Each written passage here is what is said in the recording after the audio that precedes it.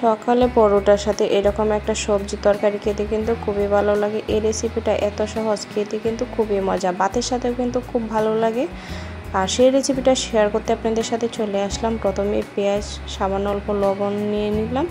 এখন একটু হাতে ভালোভাবে চটকে নেব। অবশ্যই রেসিপিটা আপনারা বাসায় ট্রাই করে দেখুন, খুবই ভালো লাগবে। আর এখানে 2টা আমি ডিম নিলাম, আর অবশ্যই আমি একটু ভালোভাবে মথে নেব।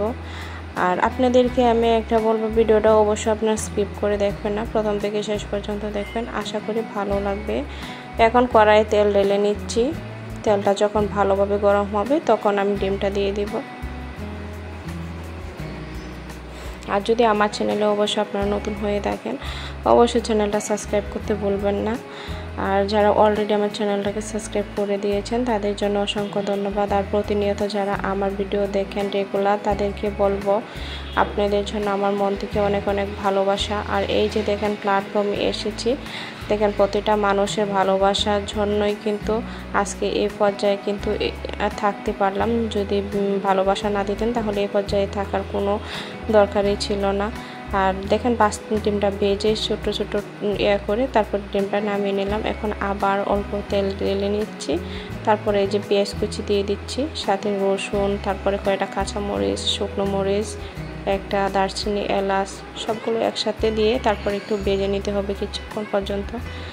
যখন অল্প একটু আপনার ব্রাউন কালার চলে আসবে সেই পর্যায়ে আমি গাজর কুচিগুলো দিয়ে দিব। এখানে আপনারা আপনাদের পছন্দ মতনে যে কোনো সবজি দিতে পারেন, কিন্তু আমার বাসায় কিছু ছিল না, জাস্ট গাজরটাই ছিল, সেটাই দিয়ে দিচ্ছি। আর এই গাজরটা খেতে কিন্তু আমার খুবই ভালো লাগে ডিমের সাথে। তারপরে অল্প পানি দিয়ে লবণ দিয়ে দিচ্ছি, হলুদের গুঁড়ো দিয়ে দিচ্ছি, মরিচের গুঁড়ো, জিরার গুঁড়ো, আর দিয়ে দিচ্ছি ধনিয়ার গুঁড়ো। আমি এখানে অল্প পরিমাণ মশলা দিয়েছি, কারণ এটা পরোটার সাথে খাবো। বেশি মশলা হলে কিন্তু পরোটার সাথে ভালো লাগে না। আর আপনারা অবশ্যই আপনাদের বেশি করে কম বেশ করে কিন্তু আপনার মশলাটা দিতে পারবেন। সেজন্য কিন্তু আমি এখন কিছুক্ষণ নাড়াচাড়া করে ঢাকনা দিয়ে ডেকে সরিয়ে নিচ্ছি। এখন আবার একটু নেড়ে ছেড়ে দেব। অবশ্য আমি ইউটিউবে কাজ করার জন্য কিন্তু আমি এসেছি নতুন। অবশ্য আমার যদি কোনো ভুল ত্রুটি হয়ে থাকে অবশ্যই ক্ষমা দৃষ্টিতে দেখবেন। আপনাদের সাথে ভালোভাবে আমি কথা উপস্থাপনা করতে পারি না, জাস্ট আমি আমার মতন করে আমি বলে যাচ্ছি। আর ডিমটাকে দিয়ে তারপরে একটু ভেজে নিচ্ছি, তারপরে অল্প পানি দিয়ে দিলাম। আর যতটুকু আমার সিদ্ধ হওয়া লাগবে গাজরটা ততটুকু পরিমাণ পানি দিয়ে দিলাম। বেশ, এখন কিছুক্ষণ নাড়াচাড়া দিচ্ছি। নাড়াচাড়া দেওয়ার পরে কিন্তু আমি একটু আবার লবণ চিটিয়ে দিলাম, কারণ লবণটা কম হয়েছিল সেজন্য। এখন আবার একটু ঢাকনা দিয়ে রেখে দিচ্ছি। কিছুক্ষণ ঢাকনাটাকে ডেকে তারপরে কিন্তু সরিয়ে নেওয়ার পরে আবার একটু নেড়ে চেড়ে দিচ্ছি। আর দেখতে পাচ্ছি যে গাজরটা কি সিদ্ধ হলো কিনা, দেখা যাচ্ছে মোটামুটি সিদ্ধ হলো।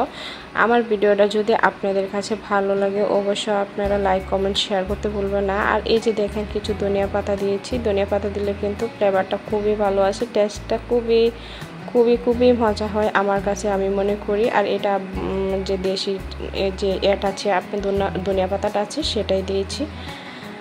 আর এই যে দেখেন আমি একটা প্লেটে ঢেলে নিচ্ছি। আর দেখতে পাচ্ছেন সবজিটা কিন্তু মাশাআল্লাহ ওয়াও খুবই সুন্দর ছিল।